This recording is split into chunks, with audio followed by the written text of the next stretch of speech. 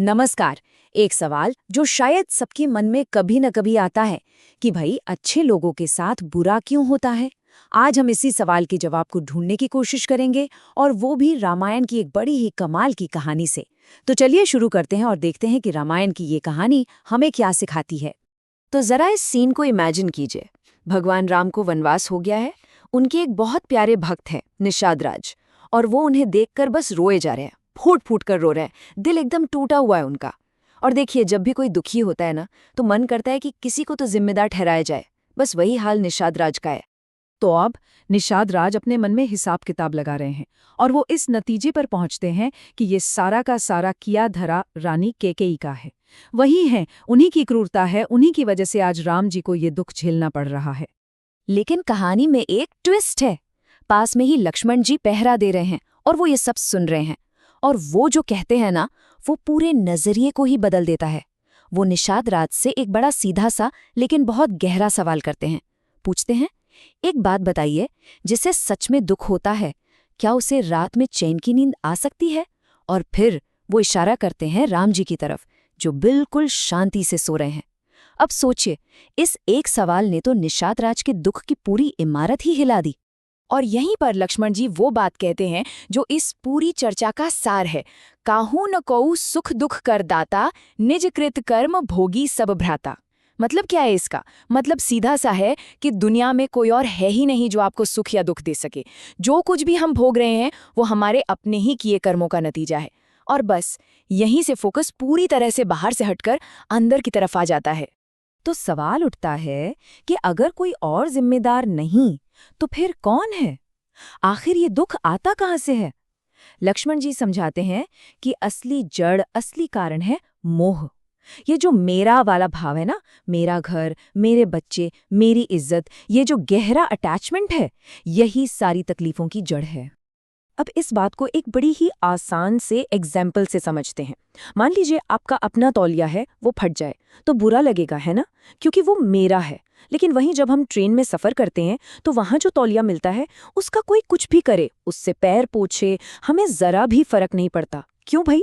तौलिया तो तौलिया है। फर्क है मोह का। उससे हमारा कोई अटैचमेंट नहीं है। तो चीज़ वही है, लेकिन हमारा लगाव ही तय करता है कि हमें सुख होगा या दुख।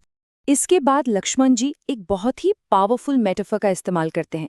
वो कहते हैं कि असल में ये पूरी दुनिया सो रही है एक रात में, जिसे कहते हैं मोह की रात। और इस गहरी नींद में हर कोई अलग अलग तरह के सपने देख रहा है।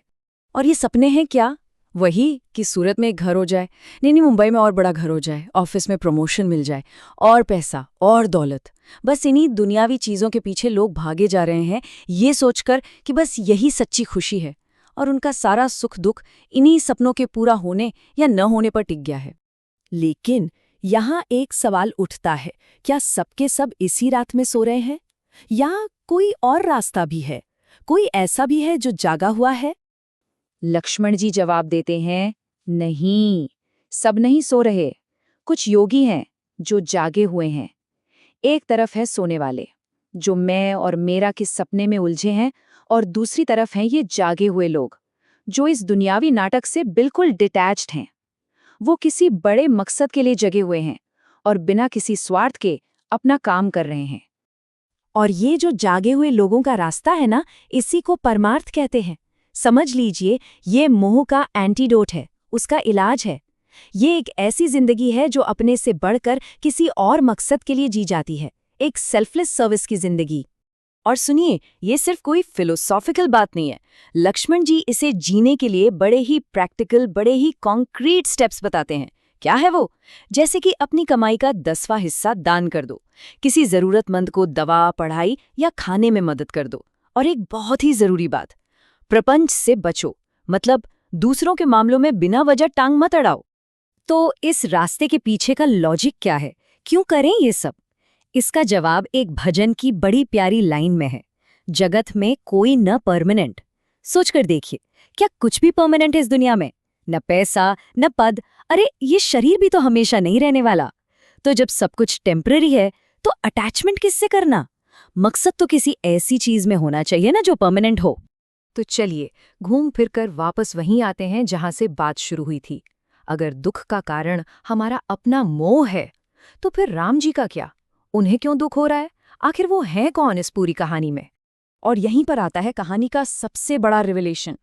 लक्ष्मण वो राज खोलते हैं, वो कहते हैं राम ब्रह्म परमार्थ रूपा। इसका मतलब यह है कि राम कोई आम इंसान नहीं है जो हालात के शिकार होकर दुखी हो रहे हैं। वो तो खुद पर ब्रह्म है, वो परमार्थ का जीता जागता स्वरूप है। अब ये बात तो पूरा गेम ही चेंज कर देती है। इसका मतलब परमार्थ सिर्फ दान पुण्य करना नहीं है, सबसे बड़ा परमार्थ तो मन से, वचन से और कर्म से ईश्वर के प्रति प्यार रखना, भक्ति रखना है। लेकिन यहाँ एक और दिलचस्प सवाल खड़ा हो जाता है।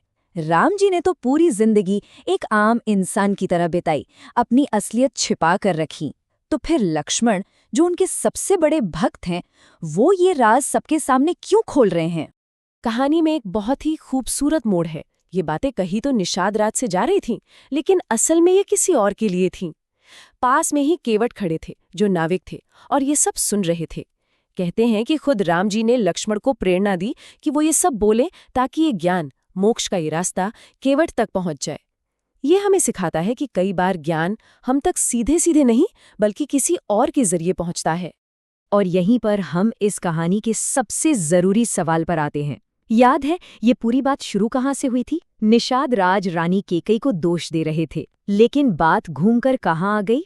हमारे अपने अंदर। तो आखिरी सवाल ये है कि क्या हमारे अपने दुख भी एक इशारा हो सकते हैं, एक साइन पोस्ट, जो हमें बाहर दूसरों पर उंगली उठाने से रोककर अपने अंदर एक गहरे सच को ढूंढने के लिए कह रहे हों?